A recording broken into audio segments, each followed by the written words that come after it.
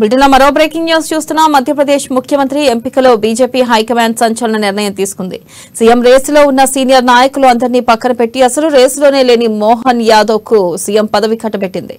BJP శాసనసభ పక్షం సమావేశమై తమ నాయకుడిగా మోహన్ యాదవ్ ఎన్నుకున్నారు.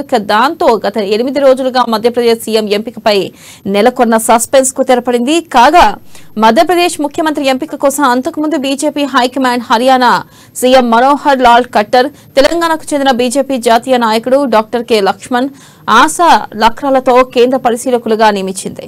ఇక ఈ పరిశీలన సమీక్షలో కొత్తగా ఎన్నికైన బీజేపీ ఎమ్మెల్యేలు తమ నాయకుడిగా మోహన్ యాదవ్ ను ఏకగ్రీవంగా ఎన్నుకున్నారు.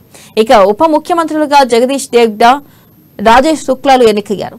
మధ్యప్రదేశ్ అసెంబ్లీ స్పీకర్ గా నరేంద్ర సింగ్ తోమర్ ను ఎంపిక చేశారు.